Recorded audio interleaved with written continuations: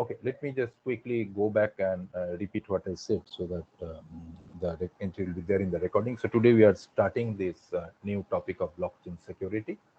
And in the context of security, we'll talk about risks, means some of the possible threats that are there for blockchain. And these can be categorized into two types: common risks and specific risks. And this categorization was indeed done by the work that is reported in this paper, as mentioned here. And also, we'll see that there are certain attacks that have also been carried out, exploiting some of these risks. Also, these attacks that are mentioned, some of these need not really have been carried out, but that potential exists. So that's why in different papers there have been a lot of such papers which have tried to identify these potential risks and have discussed the various types of scenarios under which the attacks can be carried out using those risks or exploiting those risks. The common risks, they are more related to the blockchain operation mechanism, and they refer to, or they are pertinent for both blockchain 1.0 and 2.0. In contrast, the specific risks are uh, more related to development, deployment, and execution of smart contracts. So they are more related to blockchain 2.0. And we'll talk about some of these common risks and some of these specific risks in the next slide. So these common risks, as we mentioned, so these are more related to, as was written in the previous slide, these are more related to the mechanism of operation of blockchains. And some of these typical examples are 51% vulnerability, the security of the private key, various types of criminal activities that can be carried out, and of course that this carrying out criminal activity is more related to the topic of ensuring privacy in blockchains. So blockchains attempt to ensure privacy, and in order that privacy is maintained, and the very fact that privacy is attempted to be maintained, several criminal activities have flourished because of this notion of anonymity that is there in the blockchains like bitcoins and all. So typically those which work with cryptocurrencies. We had previously talked about double spending, so we'll also take a quick look at that in this context. So, of course, that double spending also is a part of vulnerability of these blockchain operations. And then we'll talk about transaction privacy leakages, and different alternative suggestions have been put forward over the last few years, which tend to show how possibly privacy leakage can be limited. But then there are also other pieces of work that show what are still the shortcomings of those approaches that tend to prevent privacy leakages. So that is also there as well. So there are indeed different types of research work that first attempt to fix a particular such vulnerability, or they identify a vulnerability and then they propose some of the countermeasures. And then there are further research papers which again show that in spite of those countermeasures, still whether there are some loopholes. So that is basically an ever building, ever evolving area of research on this security in blockchains.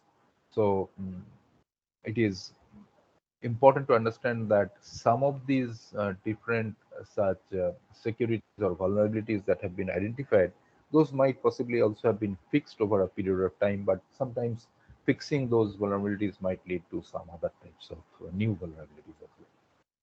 Now, um, in terms of smart contract execution related risks, so these are some of these few that have been identified, and they have been categorized in this paper that I mentioned in the last slide.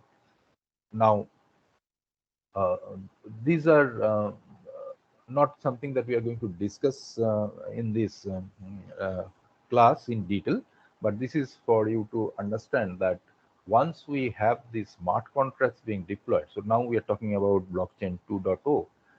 So here, because these are pieces of code that will be getting executed in autonomous manner. So once these contracts have been verified, and this verification need not always be like a thorough testing and exact certification that there cannot be any bug or any trojans inserted in those smart contracts. So there could be some criminal smart contracts. So please read these as contracts and not contact. Sorry about that. So these are smart contracts. So if these are criminal in nature, that means they carry out something which is not it is supposed to do. So they can create a lot of situations where there will be loss to uh, benign users. And even if these are not meant to be criminal in nature, like on purpose, they did not have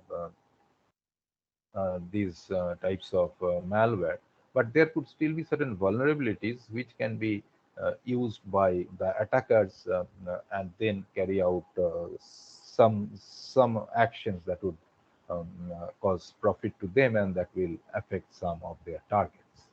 So these are like vulnerabilities we know are there in operating systems code and many other application code. Similarly, smart contracts can also have certain vulnerabilities. Now, this under-optimized smart contract, what it means is that, see, when you deploy the smart contracts, it costs you some gas.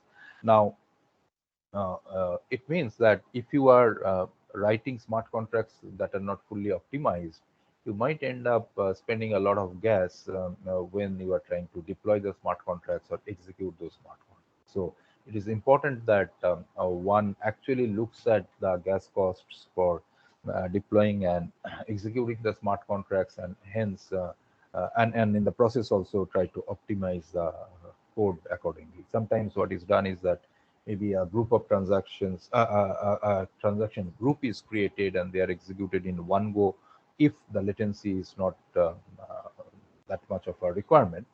And in the process, one can reduce the gas cost because there is an overhead of gas cost in each transaction, and accumulating them in a single one instead of running them individually might help. And there are other ways of optimizing smart contracts.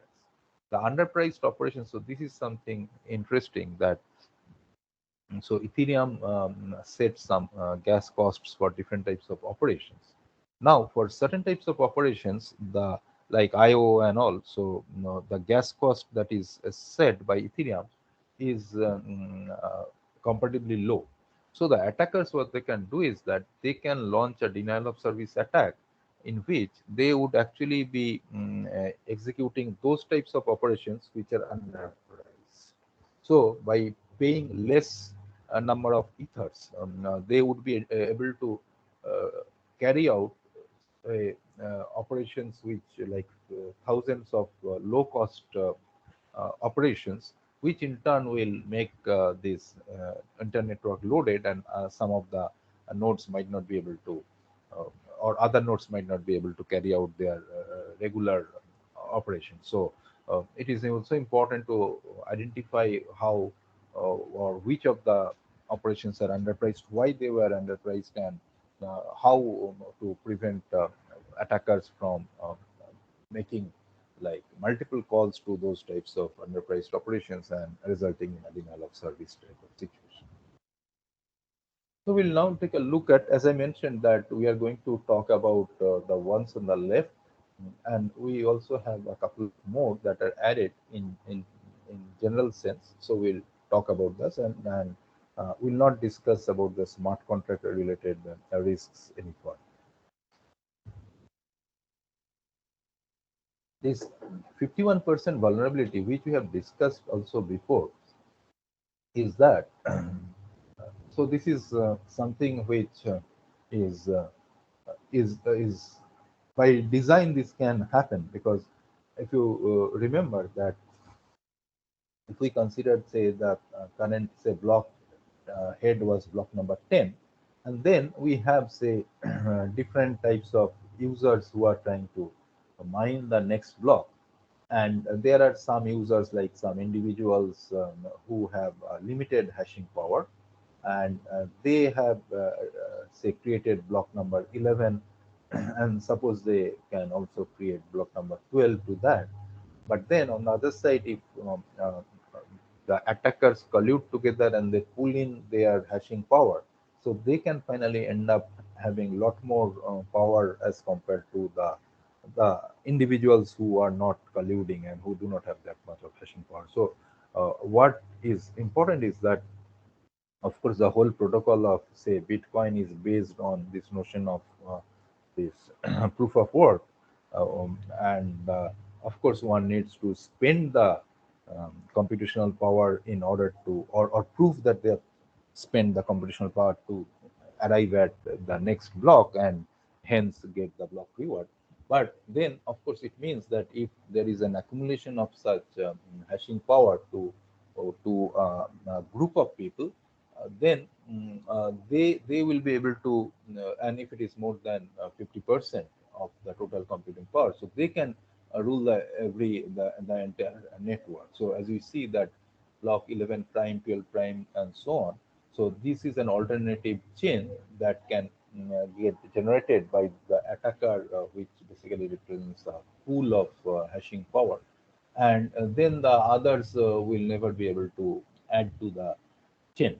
Now, what is important is that it means that effectively this entire network will be controlled by those who are having this 51% or more than 50% of hashing power. So that means that effectively now this blockchain is becoming centralized, and it is now going to be controlled by those who are mastering this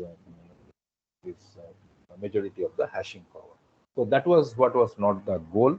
It, of course, was meant to be in a way that people can pool in their resources. But there was a time when uh, a pool actually ended up having more than 50% of computing power, and then voluntarily some of the people in the pool, they left, so that they honored this concept that the more than 50% of the computing power will not reside with a single entity or a single pool.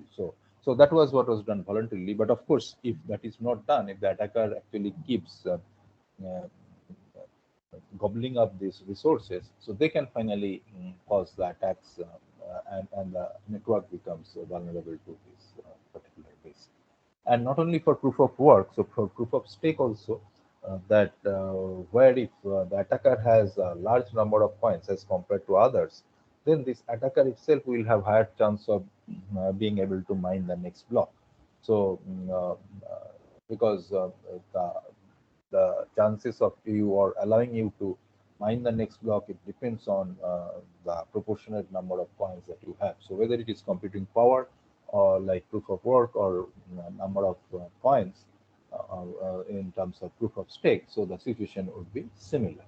So this is a risk which exists, and of course there are situations where it might occur, but if there are honest users who are detecting such accumulation of power and they back out, then things again will be back to normal. The other point, of course, is this, that the private key security. So everything here in blockchain, that depends on the security of the private key.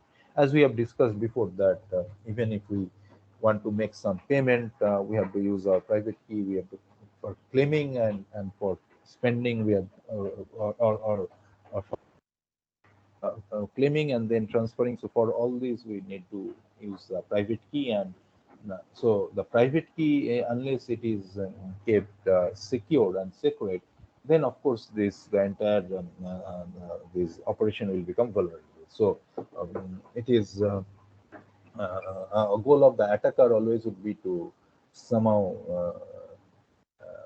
get to the private key of, say, Alice in this example. And once that is done, then whatever this attacker does, behaving like Alice, so that cannot be stopped. What is important here is that the whole decentralized nature of these networks also makes it like the situation that would arise because of that is that once, say, Alice finds that her private key is stolen, there is one that she can go to and complain, and then cause or make somebody revoke those types of transactions or her payments that she has received. And that is the whole point of decentralization. And the flip side, of course, is that in such situations, you cannot take any legal action, or you cannot go and report it to any authority. So you just have to forego those coins. Of course, as we mentioned once before, also is that there could be people situations where people forget their private key, or even there are situations where people died without revealing their private keys to somebody else, and hence those bitcoins are all lost. So there is always this risk about the private key, and it needs to be kept in a secure manner. That is fairly straightforward. Now, uh, so although we are talking about security of blockchain, the other aspect that is there is not about only the security of the blockchain per se, but how blockchain actually is causing certain criminal activity. So it is leading to some of these security concerns in the outside world. So as you might be knowing that there are these malwares like ransomware.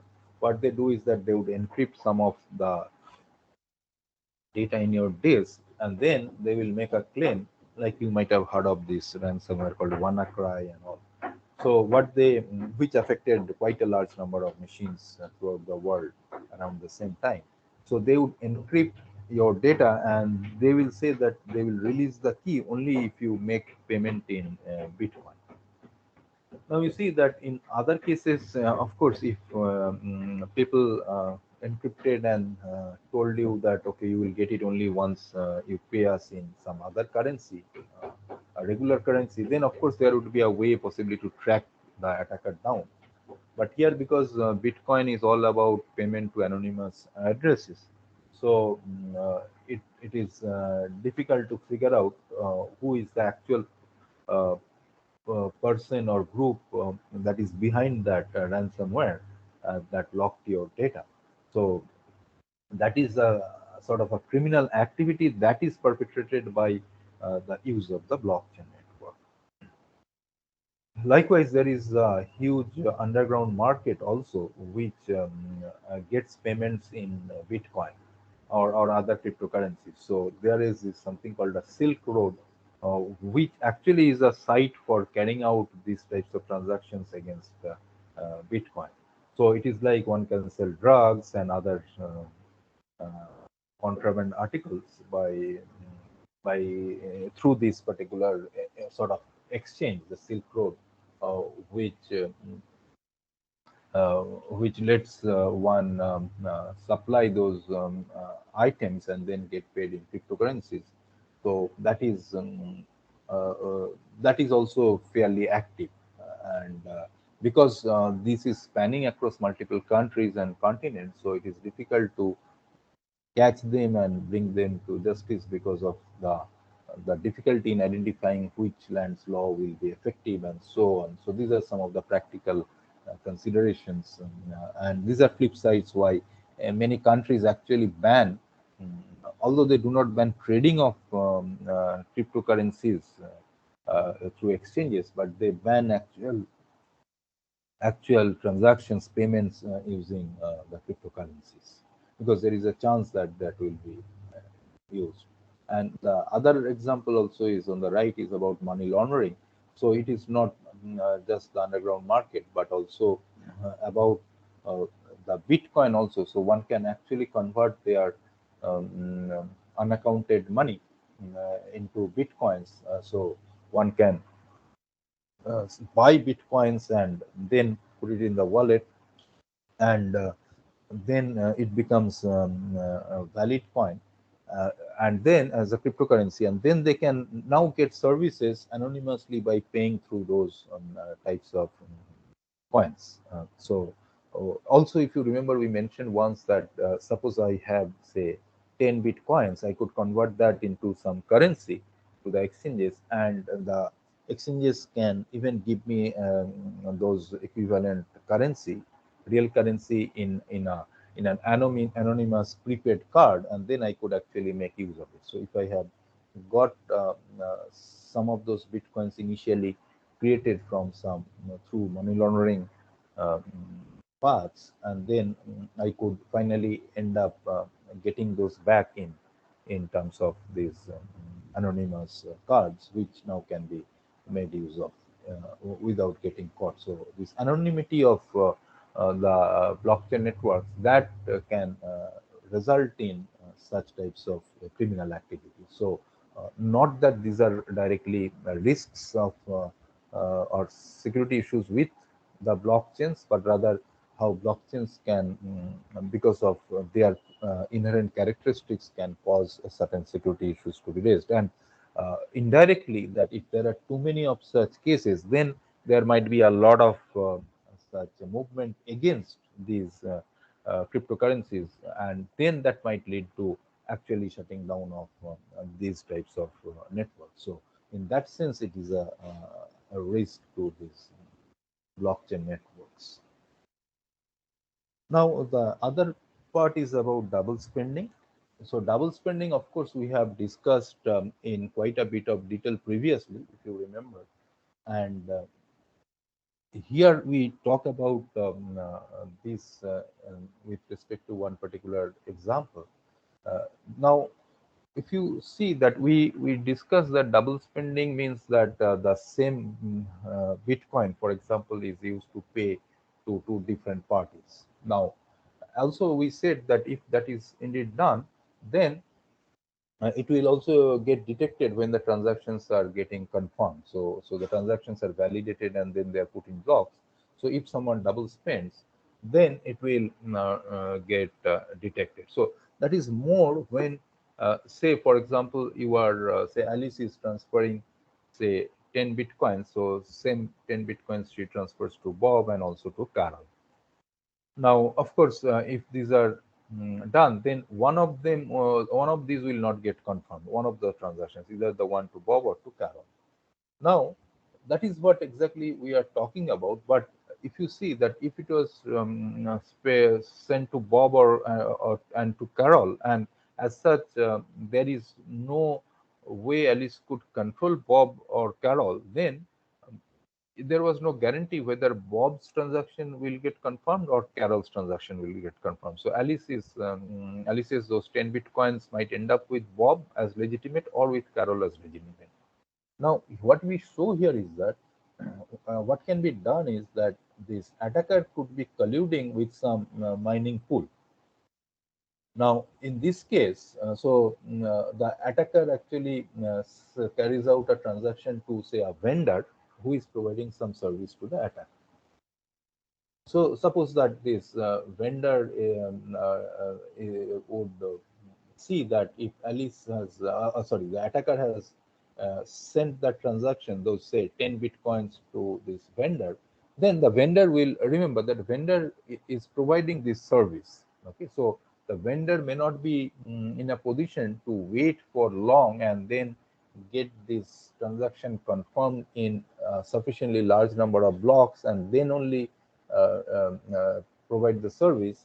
So sometimes it is not always guaranteed that it can be done. For example, um, if someone is checking out at any store point of sales counter and then pays in Bitcoin, for example, in that case, this receipt has to be generated immediately, and you have purchased your products and items, and you will just move out with the cart. So you cannot wait for 10 minutes or say 60 minutes for it to be buried after under 6 blocks. It has to be done then and there. So that goes in good faith. But suppose this is like this transaction to the vendor, as is shown here from the attacker.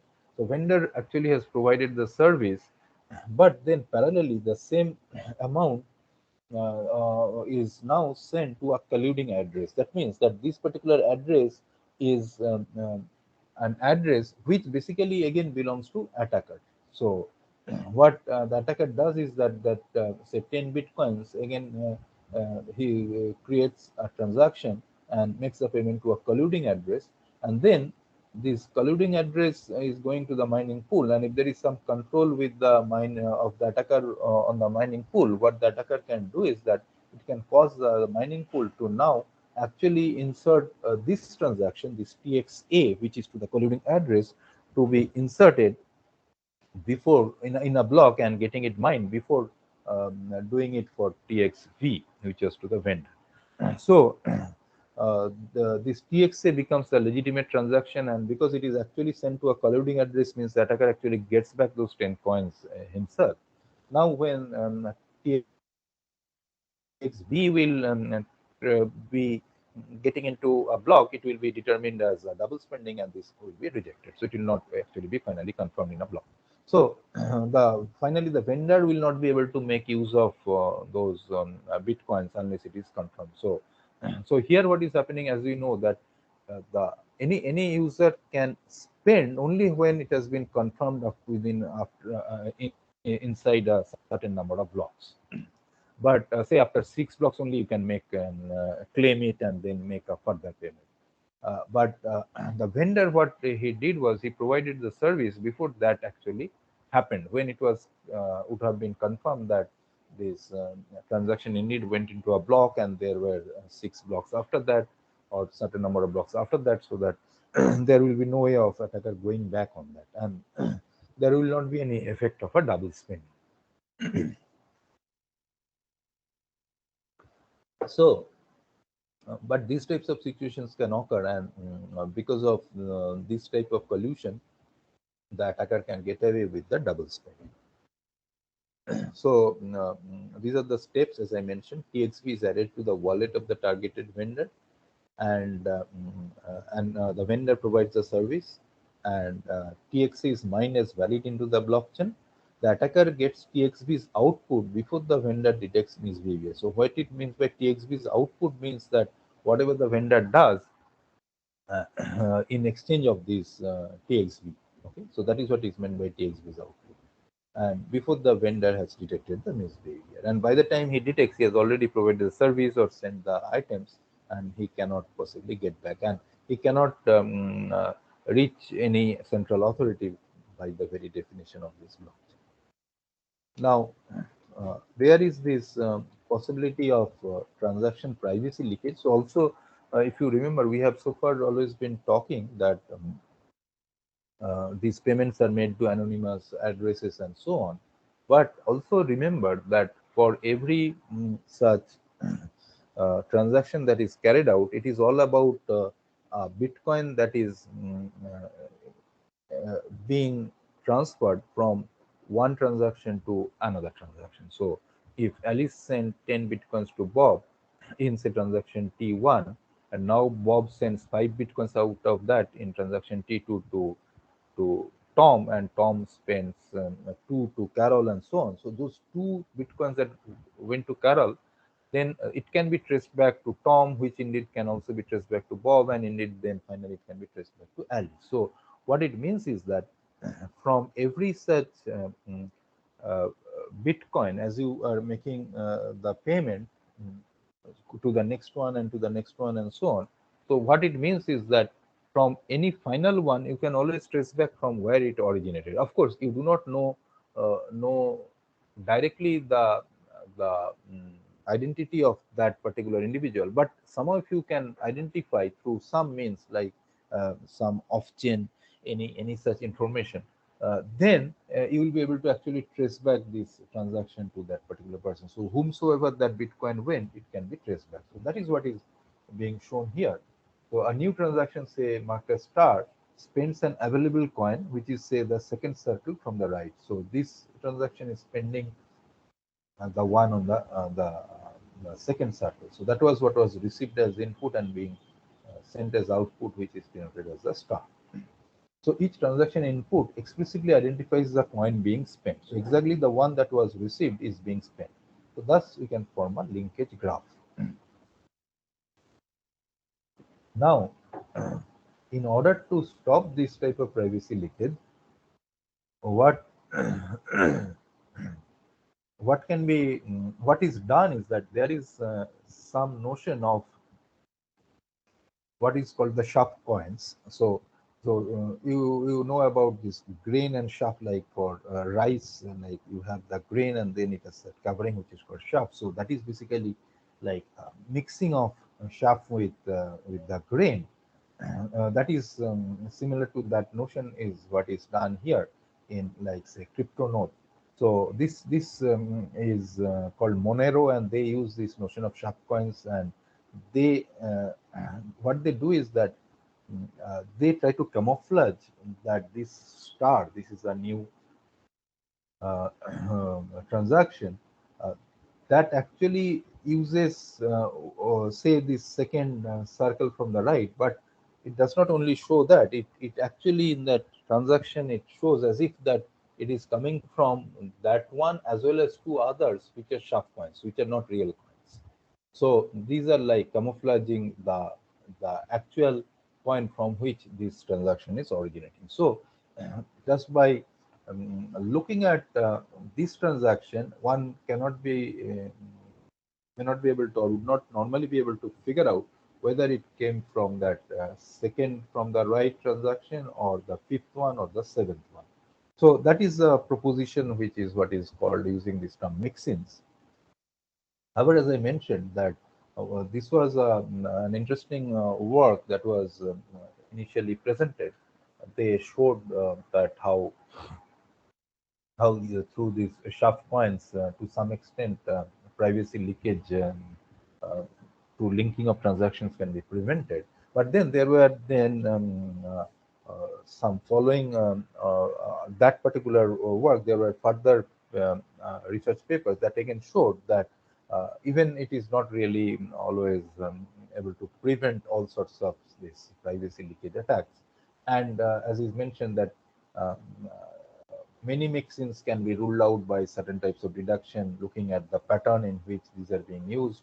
And of course, as you can see, only through the mixins you cannot generate any payment, right? So you have to have some real cryptocurrency there also. So some of these can be ruled out, and the real input is usually the newest one, because typically once you get the payment, you will like to use that for further transactions. So using certain such deductions, it was also shown again that it is not foolproof, and under certain situations there is some possibility of transaction privacy leakage as well in case of this use of the sharp coins.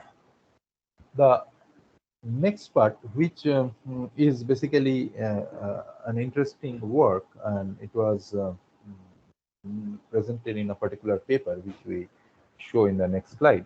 So this is what is called selfish mining attack. So what it says is that so far we have been harping on the fact that Bitcoin mining protocol, like this proof of work, is really interesting, and this way of generating consensus makes it all like a true decentralized peer-to-peer network, and it is generally trusted by people who are dealing with these bitcoins.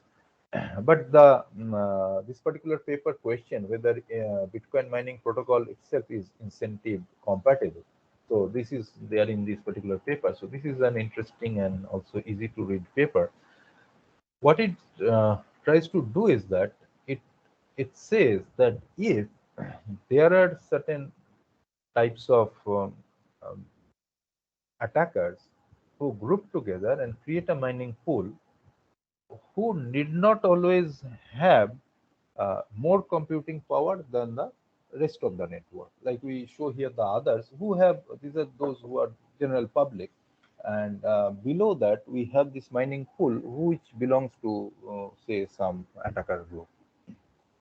The point here is that uh, these attacker group by they are doing the mining, and also the general public are doing the mining. Now by general public I mean there could be other mining pools. So the uh, the mining pool shown below in this slide, that refers to mining pool of the attackers group. So the point here is that the others would be mining, the attackers also will be mining, and general assumption is of course the attackers total computing power is of course less than the others. So it is not that they are carrying out 51% vulnerability type of attack. But what they can do is that they can, to some extent, manipulate these blocks that are getting mined, and if they do it judiciously, they can end up getting rewarded more than the others. Now, if it is found that one mining pool is getting rewarded more often as compared to the others, that would incentivize those who are in other groups or other pools or individuals to then team up with this mining pool, because they will find that these people are actually generating more number of blocks. So if I am also a part of it and I pull in my resources, of course not only I will be able to share that higher revenue of this pool, but also my computing power will add to that pool, and there will be this further increase in the revenue, because more such um, these would be blocks would be mined by this pool, and that can have this type of avalanche effect, and a lot of people will try to join this, and finally it will result in that 51% type of situation, and resulting in, of course, the decentralization problem. I mean, the decentralization property will no longer hold, because all will be now part of, or all will be controlled by this centralized pool. So let us first see that what this selfish mining attack is all about, and then we'll see that to what extent that is possible. And this paper actually talks about the probabilities of those happening and what are the expected amounts of revenues that one can get by doing the selfish mining.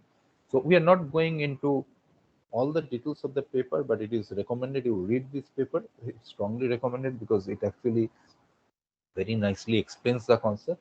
And of course, these slides that we discussed, these are based on what is the content of that paper. Although these have been prepared by our TA Snigdha on our own, but this explains the work that is reported in the paper. Now, if we look at this example, what is this trying to convey? What selfish mining attack does is that, say there is this block 10, which is the public. So the one which we show above is a public view of the block 10. That means these blocks are known to everybody, and what is shown below is a private chain. That means that this is what has been mined by this mining pool, these attackers, but it is still private, means these have not been published. So if you see that we said that every miner tries to mine the next block. If the current block is block number 200, then 201th block, all the miners are trying to mine, and the one that mines first will publish it, and then it will be spread to others, and then the others will stop mining this, and then everybody will try to mine the 202nd block. So this was all based on like honest miners trying to mine things. But it is also possible that this mining pool, it mines the 201st block, but it does not publish it. So that is what is shown here through these dashed rectangular boxes below on in red.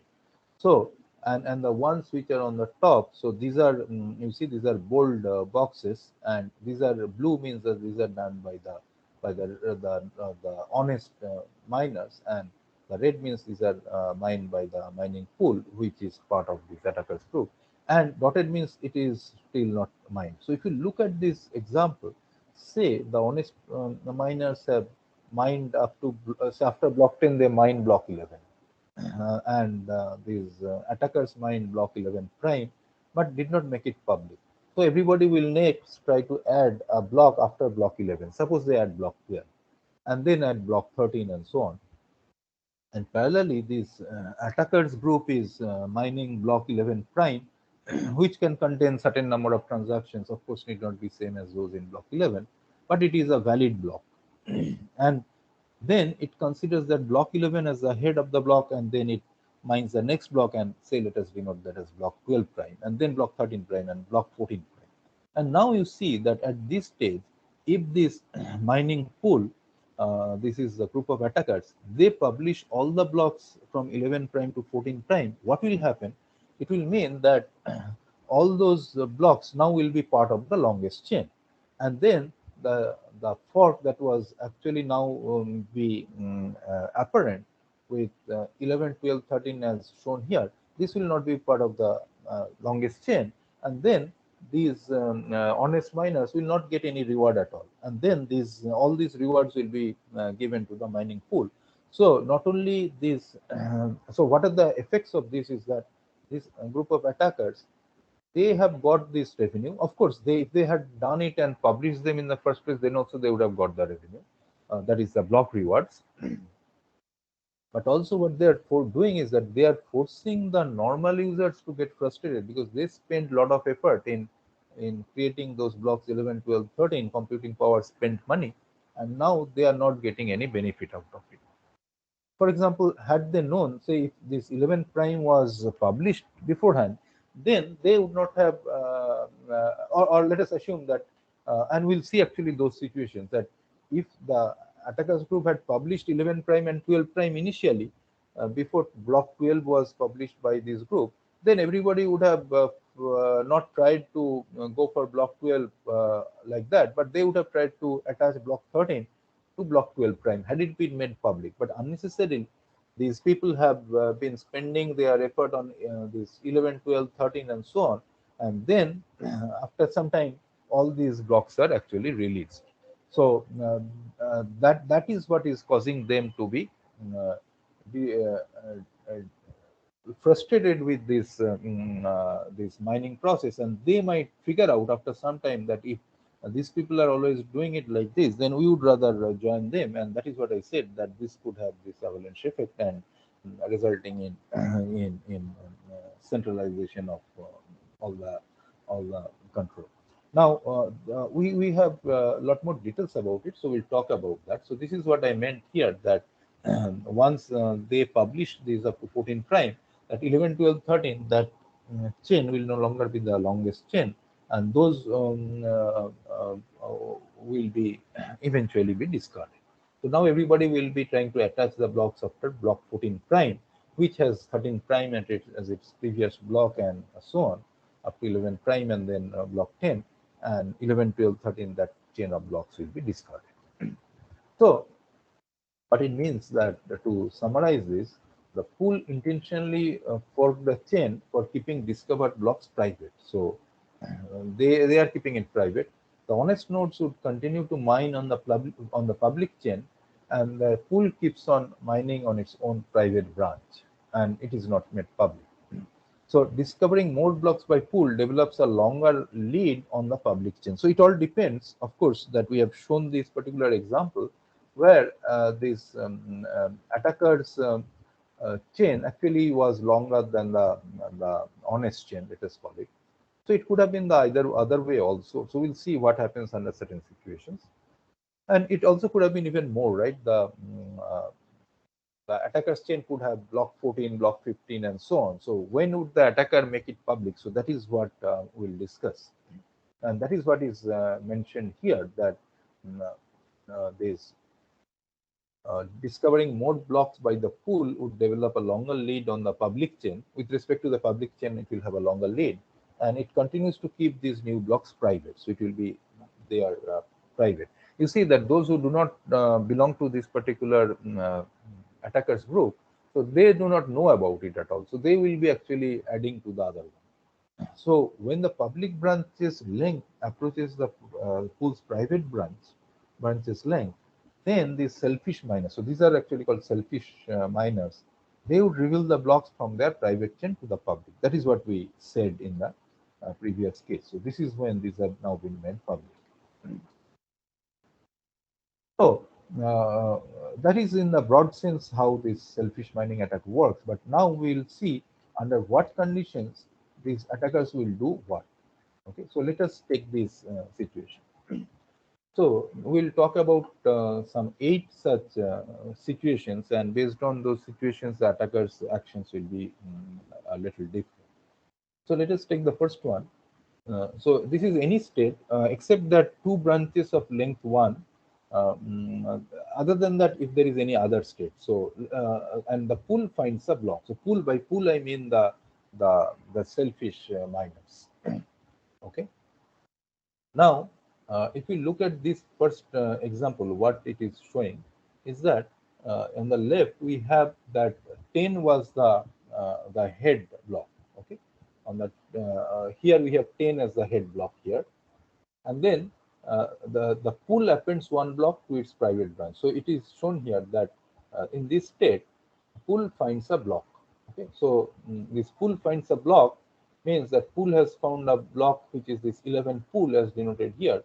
So pool appends one block to its private branch, increasing its lead on the public branch by 1. So the public branch still is about 10, and it has not added any new node or block. So, so with respect to that, it is one block ahead.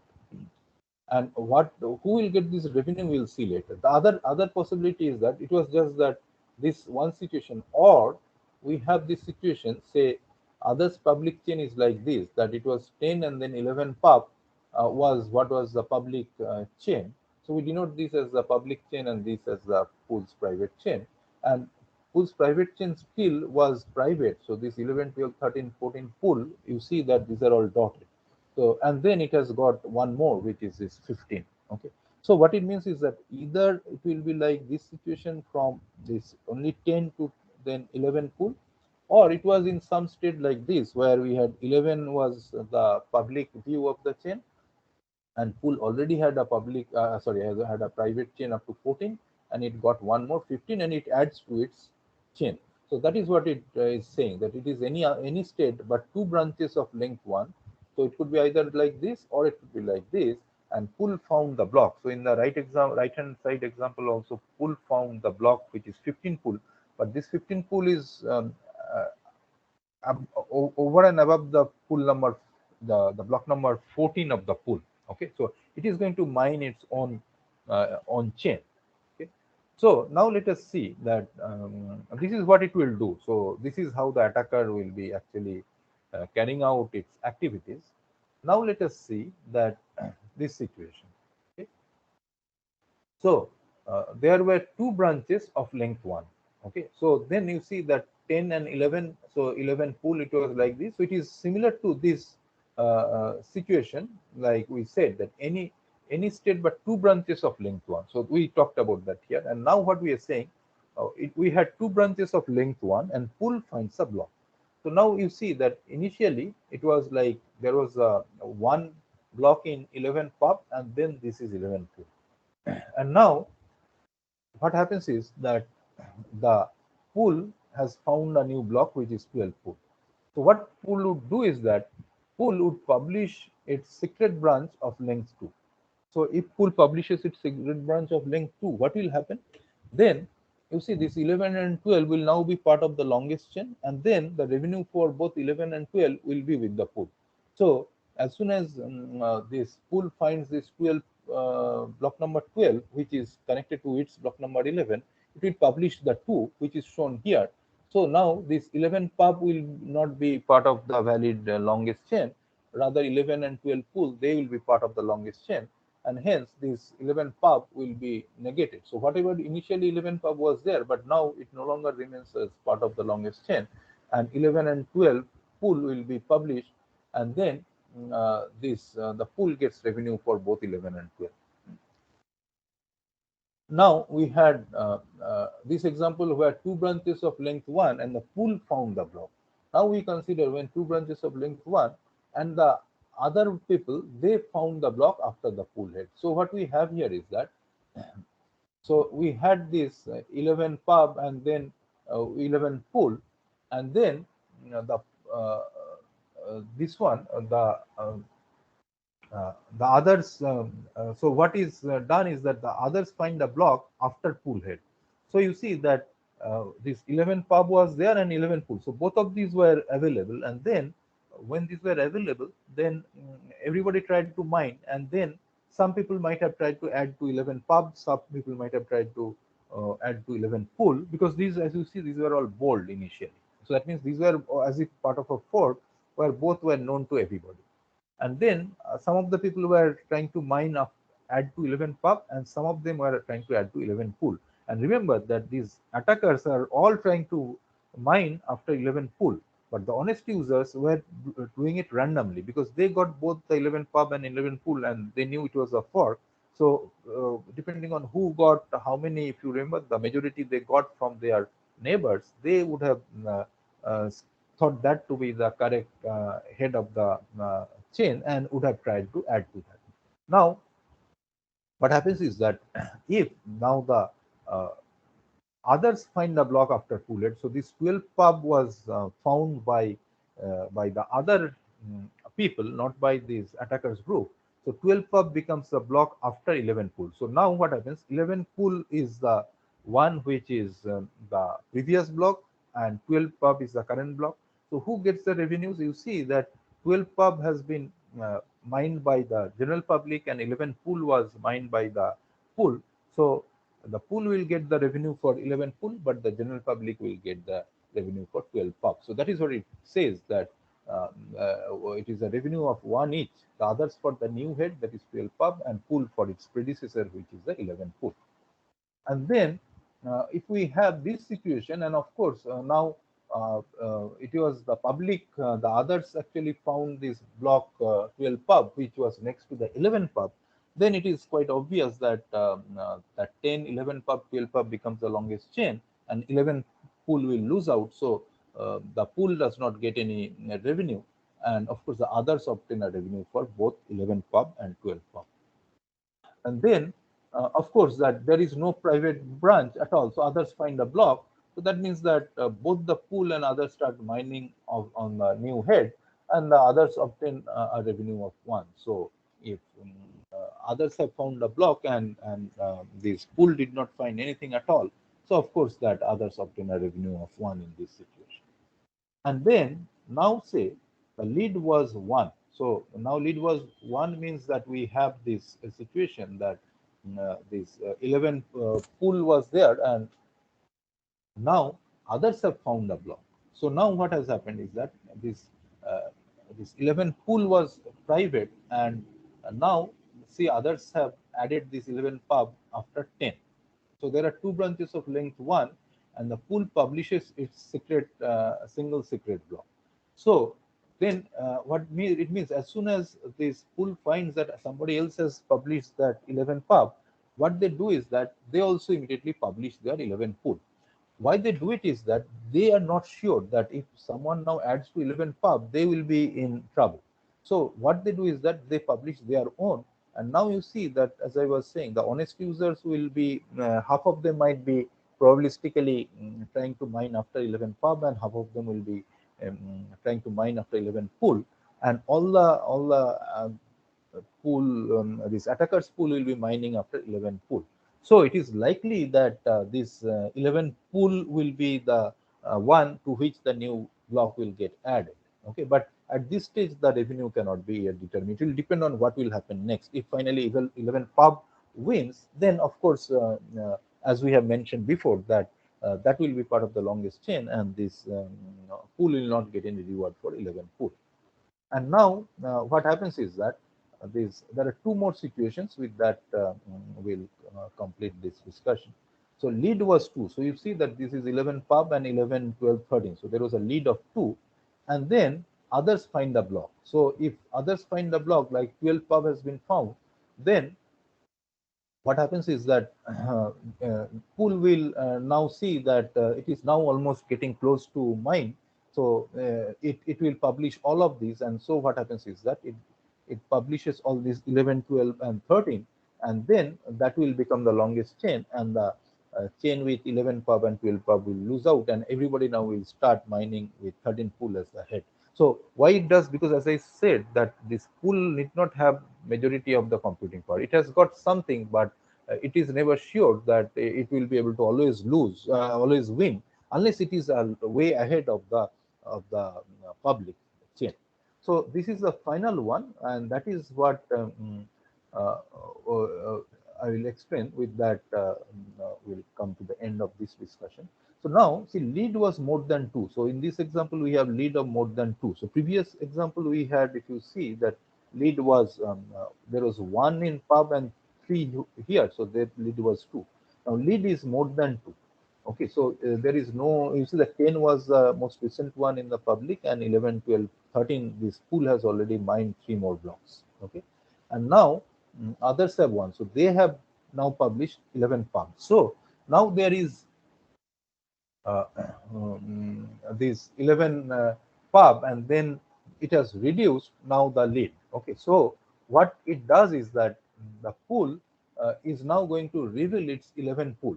So as they revealed one, this pool also reveals one, and then we say that pool will get a revenue of one, because at this stage pool knows that anytime it publishes 12 pool and 13 pool, that 11 pub will not get the revenue. So its 11 pool itself will get the revenue. So it publishes one, but it does not publish the revenue, because its goal is to make the other parties work hard and spend their computational power, and then not be able to actually get the reward, and thus get frustrated and finally end up joining the pool.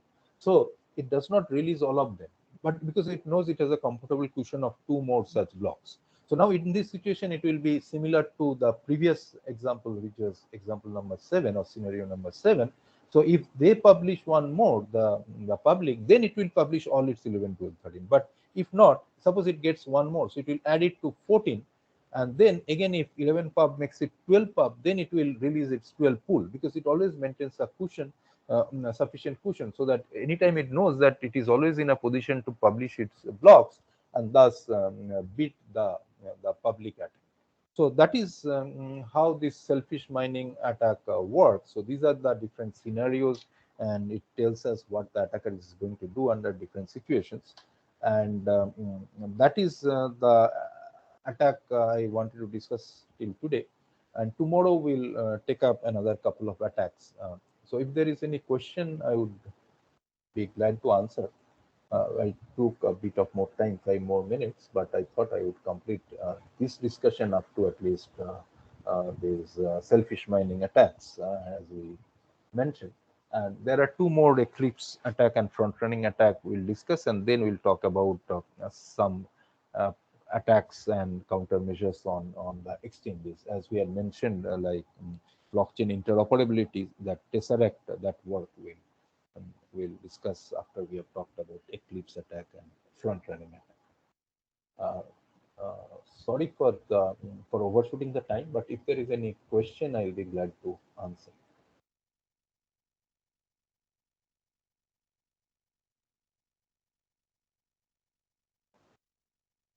Okay, so if there is no question, then let us stop here, and we'll meet tomorrow again at 11. Thank Excuse you. me, sir. Excuse me, Yeah, sir. yeah. Sir, Major Need, sir. Sir, I have a query regarding the assignment 5 submission, sir. Sir, I mailed it to you, sir, but didn't get the reply, sir. So that's why I thought I should ask you in the class only, sir. Yeah. Who is it? Sir, I'm Neet Parnami, sir. Major Need, sir. Okay, we'll see what you have written. Sir, actually, sir, I was not able to submit by that time because of network issues, sir, We'll and I see. We'll see. immediately You mailed. mention it in your mail, is it? Yes, I have mentioned and immediately mailed it to you, sir, after 5 minutes, within 5 minutes only, sir. So Oh, that is the only, I'll see the mail. sir. Let me. Yeah. I don't think I have got any mail from you after September 12th. Sir, on 23rd, second only, I have sir, mailed you, sir, 23rd rather, sir, now. Uh, I don't think I have got any mail, but let me check it once again. Yeah, 23rd. No, I have not got any mail. Is it from nihitparmani@redipmail.com? Yes, sir. No, I have not got any mail. Sir, should I send it again, sir? Because I have sent it to both the professors and the TA, sir. Okay, so I'll talk to the TS. Sir, actually, for the TA, sir, I received the bounce back reply from the email, sir. But for your mail, I have not received. So I was assuming that it was No, received. as I said that no. we'll talk, we'll discuss internally, like who all got it, who did not get it, why it is bouncing is not clear, why should it bounce. So let us see. Did you have attachments or something? Yes, sir. Yes, sir. I do not have it even in my junk folder. Sir. So should I send it again, sir? No. I mean, you send it again, but we'll decide what to do. Okay, Sir. once we discuss. Okay. Sir. Thank you, sir.